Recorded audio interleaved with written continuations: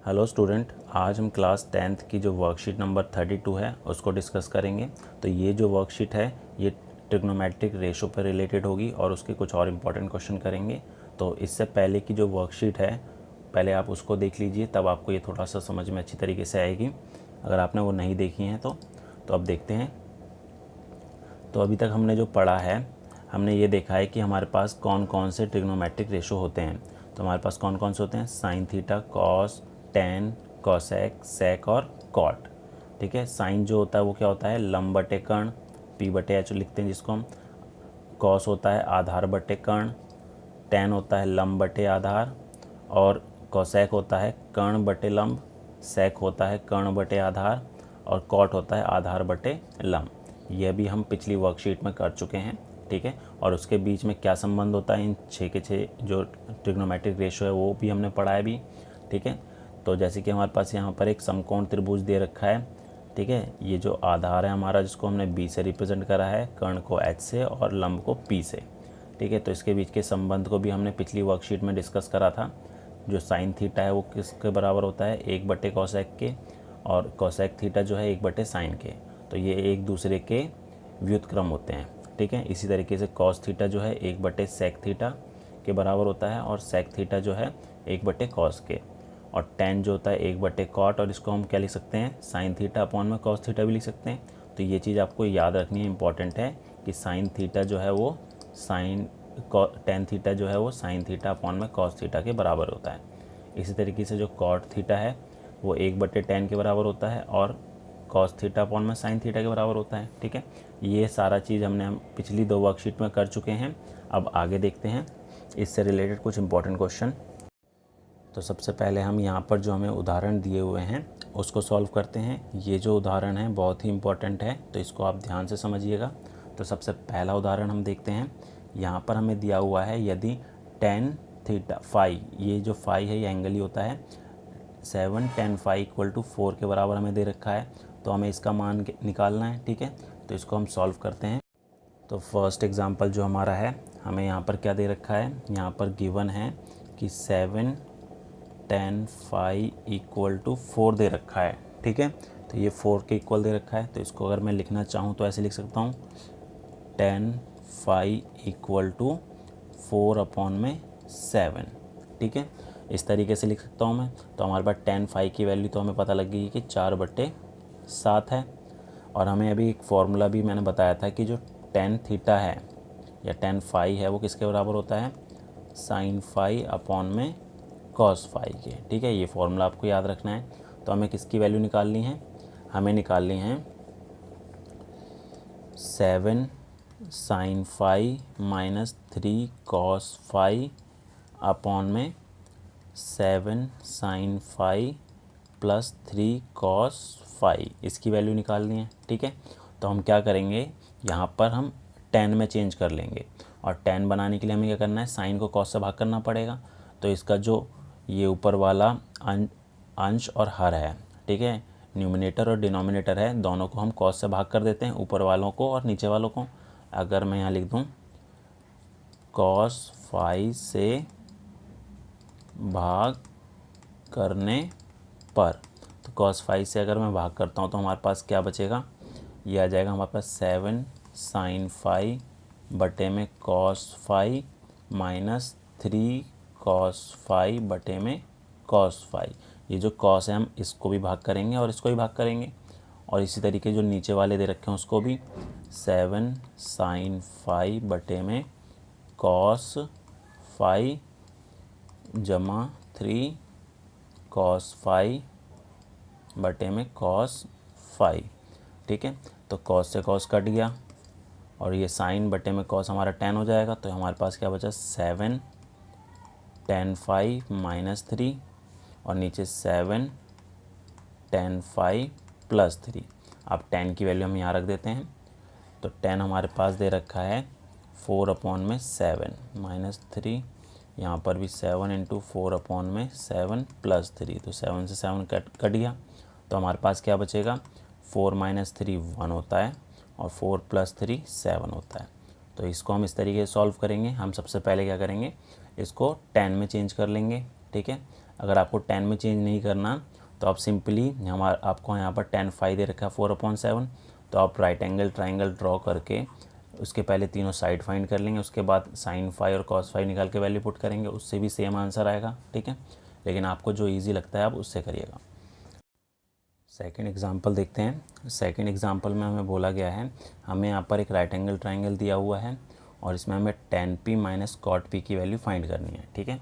तो सबसे पहले हमारे पास जो यहाँ पर राइट एंगल ट्राइंगल है, हम क्या करेंगे, इसकी जो थर्ड साइड मिसिंग है, ठीक है, तो ये फाइंड कर लेते हैं। तो पाइथागोरस थ्योरम से अगर हम ये फाइंड करेंगे तो हमारे पास क्या आ जाएगा, जैसे हमारे पास है हाइपोटेनस दे रखा है, ठीक है, बेस दे रखा है और p निकालना है, मतलब कि p दे रखा है, h दे रखा है, b दे रखा है, h दे रखा है और हमें p निकालना है, ठीक है। तो उसके लिए हम पाइथागोरस थ्योरम अप्लाई करेंगे, तो उसके बाद जो QR आएगा वो 5 सेंटीमीटर हो जाएगा, ठीक है। तो अब हमें क्या है, ट्राइंगल की तीनों साइड पता लग गई है, तो इसकी जो साइड आ गई वो आ गई 5 सेंटीमीटर। अब हमें क्या निकालना है, tan p minus cot r निकालना है। तो tan p, अब tan p कैसे निकलेगा, tan का जो फॉर्मूला होता है वो होता है लंब बटे में आधार, ठीक है, p बटे में b होता है। तो यहाँ पर दे रखा है 5 और b दे रखा है 12, तो 5/12 आ गया tan p। अब हमें नेक्स्ट जो निकालना है वो है cot r निकालना है। यहाँ पर एंगल चेंज हो गया, अभी एंगल हमारा ये था, अब हमारा एंगल ये हो गया है। अगर ये हो जाएगा तो इसका आधार और लंब भी चेंज हो जाएगा। तो इस केस में अगर हम cot r निकाल रहे हैं तो उस केस में हमारा जो बेस है, मतलब कि आधार है, वो 5 हो जाएगा और लंब है वो 12 हो जाएगा। तो cot r क्या हो जाएगा हमारा, cot होता है हमारा आधार बटे लंब, तो ये आ जाएगा 5/12। tan p भी 5/12 आ रहा है, cot r भी 5/12 आ रहा है। अगर मैं दोनों को अब घटा दूँ, tan p minus cot r, तो 5/12 माइनस 5/12 बराबर कितना हो जाएगा, 0। तो इसको हम इस तरीके से सॉल्व करेंगे। अब हम उदाहरण नंबर 3 देखते हैं। ये जो उदाहरण है बहुत ही ज़्यादा इम्पॉर्टेंट है, तो इसको ध्यान से समझिएगा।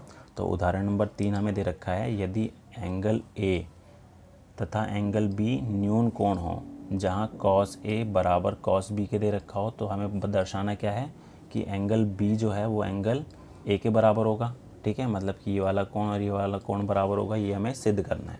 तो इसको सिद्ध करते हैं। तो इसको हम सॉल्व करते हैं। एग्जाम्पल नंबर 3 जो हमें दे रखा था उसमें क्या बोला गया था, यदि एंगल A तथा एंगल B न्यून कोण हो, जहाँ cos A बराबर cos B दिया हुआ है, तो दर्शाना है कि एंगल A जो है एंगल B के बराबर है। If angle A and angle B are acute angle such that cos A equal to cos B, then show that angle A is equal to angle B। ये हमें show करना है। तो सबसे पहले यहाँ पर एक ट्राइंगल ड्रॉ कर लेते हैं। तो यहाँ पर हमारे पास एक ट्राइंगल आ गया है, ये A है, ये B है और ये C है, ठीक है। तो हमें ये शो करना है कि ये वाला एंगल जो है इसके इक्वल है, ठीक है। तो इसके लिए हम क्या करते हैं, यहाँ पे एक परपेंडिकुलर ड्रॉ कर लेते हैं। ये D पॉइंट हो गया, ठीक है। तो हमारे पास जो है यहाँ पर दो ट्राइंगल कौन कौन से हो गए हैं, triangle ADC and triangle BCD, ठीक है। ये दो ट्राइंगल हो गए हैं। अब हमें जो गिवन दे रखा है कि cos A जो है वो cos B के इक्वल है। तो हमें गिवन क्या दिया है, cos A बराबर cos B दिया हुआ है, ठीक है। और जो cos थीटा होता है वो होता है B/H होता है। तो अगर मैं ये वाला ट्राइंगल लूँ ADC, तो यहाँ पर H हमारा ये हो गया, बेस हमारा ये हो गया, ठीक है। तो और इस वाले ट्राइंगल में बेस हमारा ये हो गया, H हमारा ये हो गया। तो इसको मैं लिख सकता हूँ AD बटे में AC, और cos B को लिख सकते हैं BD बटे में CB, ठीक है। तो ये हमारा हो गया। और इसको अगर मैं थोड़ा और अच्छे तरीके से लिखना चाहूँ तो ये BD है, इसके बटे में आ जाएगा और AC यहाँ चला जाएगा। तो इसको मैं ऐसे लिख सकता हूँ AD बटे में BD इक्वल टू AC बटे में CB, ठीक है। तो इसको मैं किसी कांस्टेंट नंबर के इक्वल ले लेता हूँ, K के इक्वल, ठीक है। तो अगर मैं AD में BC को K के इक्वल लेता हूँ तो हमारा जो AD है वो क्या आ जाएगा, KBD आ जाएगा, ठीक है। ये हमारा फर्स्ट हो गया है। इसी तरीके से अगर मैं इन दोनों को इसके इक्वल लूँ तो हमारा जो ए सी है वो किसके इक्वल आ जाएगा, के सी बी के इक्वल आ जाएगा। ये हमारा सेकंड हो गया है, ठीक है। तो अब मैं क्या करता हूँ, ये जो दोनों ट्राइंगल है राइट एंगल ट्राइंगल ही है, तो इसमें अगर मैं पाइथागोरस थ्योरम अप्लाई करूँ, ठीक है, तो दोनों में पहले देख लेता हूँ कौन सी चीज़ कॉमन है। डी और सी कॉमन है, ठीक है, ये परपेंडिकुलर कॉमन है दोनों में। तो अगर मैं निकालूँ दोनों ट्राइंगल में पाइथागोरस थ्योरम अप्लाई करूँ तो डी सी स्क्वायर जो है वो A C square minus A D square के इक्वल होगा इस वाले ट्राइंगल का, और दूसरे वाला ट्राइंगल जो हमारा है उसमें भी डी सी स्क्वायर जो है वो C B square minus D B square के इक्वल होगा, ठीक है। इन दोनों में ये डी सी स्क्वायर तो कॉमन ही है, इक्वल है, तो इसको मैं लिख सकता हूँ A C square minus A D square equal to C B square minus D B square, ठीक है, ये लिख सकते हैं। अब हमारे पास जो फर्स्ट और सेकंड इक्वेशन में था, ठीक है, फर्स्ट और सेकंड इक्वेशन में ये था कि ए डी को हम ये लिख सकते हैं के बी डी और ए सी को हम ये लिख सकते हैं। तो यहाँ पर ए सी की वैल्यू मैं लिख सकता हूँ के सी बी स्क्वायर और ए डी को लिख सकता हूँ के बी डी स्क्वायर। तो यहाँ पर हमारे पास C B square minus D B square, ठीक है। तो के स्क्वायर तो दोनों में कॉमन आ गया, तो यहाँ बचेगा C B square minus B D square, और इस साइड भी C B square minus B D square ही है, ठीक है, बी डी स्क्वायर ही है। तो ये दोनों तो कैंसिल हो जाएंगे, तो हमारे पास क्या बचा, के स्क्वायर बचा 1 के इक्वल। तो यहाँ पर के की वैल्यू हो जाएगी हमारी प्लस माइनस 1 आएगा, लेकिन हम के क्या होगा हमारा पॉजिटिव ही होगा क्योंकि लेंथ हमारी पॉजिटिव है, तो के 1 हो गया। अगर हमारा 1 है तो अगर मैं फर्स्ट इक्वेशन और सेकंड इक्वेशन में पुट करूं तो हमारे पास जो है वो A D equal to B D हो जाएगा और A C equal to C B हो जाएगा। तो मतलब कि ये दोनों जो लाइन है वो इक्वल है, तो ये दोनों लाइन अगर इक्वल है तो ये जो एंगल है इसके अपोजिट के वो भी इक्वल होंगे, ठीक है। तो इस तरीके से हम इस क्वेश्चन को सॉल्व करेंगे। क्वेश्चन नंबर फर्स्ट देखते हैं। क्वेश्चन नंबर फर्स्ट में बोला है if angle B and angle Q are acute angle such that angle B is equal to angle Q then prove that angle B equal to angle Q, ठीक है। तो यदि इसमें बोला है कि यदि एंगल ए और एंगल क्यू ऐसे न्यून कोण हो जिनके साइन बी बराबर साइन क्यू है तो सिद्ध करना है कि एंगल ए जो है एंगल क्यू के बराबर होगा। तो इसको स्टार्ट करते हैं। तो यहाँ पर मैं एक ट्राइंगल ड्रॉ कर लेता हूँ, ठीक है, ये एक ट्राइंगल ड्रॉ कर लिया है जिसका ये बी और क्यू जो है एक्यूट एंगल है, ये ए हो गया है, ठीक है। तो अब मैं इस पर एक परपेंडिकुलर ड्रॉ कर देता हूँ, ये हमारा डी हो गया है, ठीक है। तो हमें जो गिवन दे रखा है, हमें दिया हुआ है कि जो साइन बी है वो बराबर है साइन क्यू के, ठीक है। और हमें प्रूफ क्या करना है, हमें प्रूफ करना है या सिद्ध करना है कि एंगल बी जो है वो एंगल क्यू के इक्वल है, ठीक है। तो हमने यहाँ पे परपेंडिकुलर ड्रॉ कर लिया, तो हमारे पास दो त्रिभुज कौन कौन से हो गए, दो ट्राइंगल ए बी डी और दूसरा है ट्राइंगल ए डी क्यू, ठीक है। अब यहाँ पर जो हमें गिवन है sine B equal to sine Q है, तो अगर मैं एंगल बी थीटा ले लूँ, ठीक है, तो हमारे पास जो साइन होता है, साइन थीटा होता है वो होता है पी बटे में एच होता है, ठीक है। तो पी हमारा ये हो जाएगा ए डी, एच हमारा ये हो जाएगा, सेम यहाँ पर पी तो यही रहेगा, एच हमारा ये हो जाएगा, ठीक है। तो अब मैं अगर sine B equal to sine Q हमें दिया हुआ है तो साइन बी निकालूँ तो ये हो जाएगा हमारा ए डी अपॉन में ए बी, और साइन क्यू हो जाएगा ए डी अपॉन में ए क्यू, ठीक है।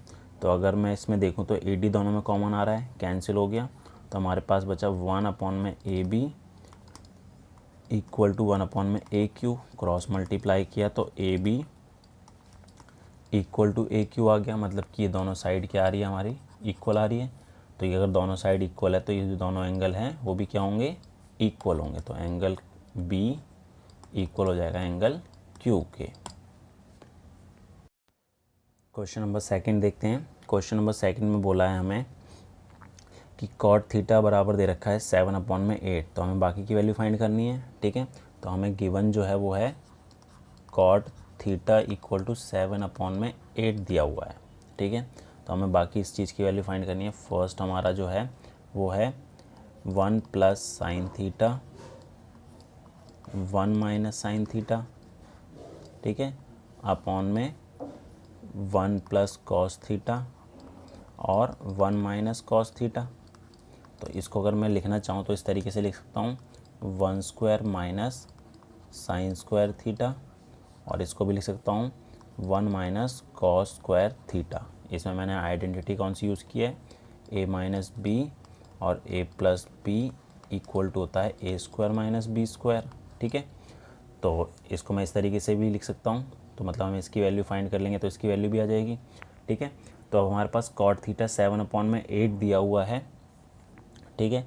तो 7/8 अगर ये दिया हुआ है तो मैं पहले यहाँ पर एक ट्राइंगल ड्रॉ कर लेता हूँ, ठीक है। ये हमने एक ट्राइंगल ड्रॉ कर लिया है ABC, तो ये हमारा थीटा हो गया है। तो कॉट हमें दिया हुआ है 7/8, तो कॉट होता है बेस अपॉन में परपेंडिकुलर, तो ये हो जाएगा 7, ये 8। तो सबसे पहले हम ये हाइपोटेनस निकाल देंगे पाइथागोरस थ्योरम से, ठीक है। तो AC निकालेंगे तो कितना आएगा हमारा, AC अगर निकालूँ मैं तो AC जो आएगा वो आएगा √8 का स्क्वायर 64, 7 का स्क्वायर 49, तो ये हो जाएगा √113। तो AC हमारा √113 हो गया, ठीक है। तो तीनों साइड हमें पता लग गई है, तो अब इसमें वैल्यू पुट कर देते हैं। तो 1 माइनस साइन हमारा क्या होता है, साइन होता है P अपॉन में H, तो P हमारा 8 हो गया, H हमारा √113 हो गया, तो इसका स्क्वायर अपॉन में 1 माइनस कॉस होता है B अपॉन में H, तो 7 अपॉन में √113 का स्क्वायर, तो 1 माइनस 64 अपॉन में 113, रूट से स्क्वायर हट जाएगा, तो ये हो जाएगा 1 माइनस 49 अपॉन में 113।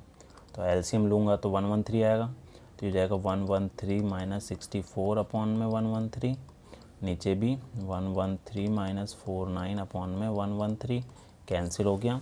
तो इसका आंसर क्या आ जाएगा, इसको माइनस किया तो हमारे पास आ गया 49 अपॉन में 64। तो इसकी जो वैल्यू है वो ये हो गई, ठीक है। इसको हम इस तरीके से भी सॉल्व कर सकते हैं। दूसरा मेथड ये है कि आप इसको कॉट थीटा में बदल लो, ठीक है। सबको कॉट थीटा में अगर बदल लोगे तो उस तरीके से भी सॉल्व कर सकते हैं, आपकी मर्ज़ी है। और नेक्स्ट हमारा है सेकंड पार्ट, इसका कॉट स्क्वायर की वैल्यू निकालनी है। सेकंड है कॉट स्क्वायर थीटा की, कॉट तो हमें दे रखा है, उसका स्क्वायर कर देंगे 7/8 का स्क्वायर, तो कितना होगा 49 अपॉन में 64। तो इस तरीके से हम इस क्वेश्चन को सॉल्व करेंगे।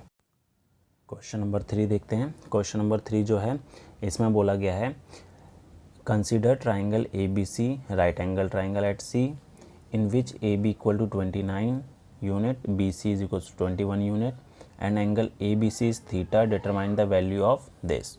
इसमें बोला है त्रिभुज ABC ACB लिखिए जिसका कोण C समकोण है, जिसमें AB हमें 29 यूनिट दे रखा है, BC 21 यूनिट है, और जो एंगल है वो ABC पर है। तो हम इसकी वैल्यू निकाल लिए हैं। तो यहाँ पर मैं एक राइट एंगल ट्राइंगल ड्रॉ कर लेता हूँ। तो ये एक राइट एंगल ट्राइंगल हो गया है, ठीक है। C हमारा 90 डिग्री बना रहा है, ठीक है। तो ये हो जाएगा हमारा A B और C, और एंगल ABC जो है वो थीटा है, तो ये हमारा थीटा हो गया है। इसमें बोला है कि AB जो है वो 29 यूनिट है, BC जो है वो 21 यूनिट है।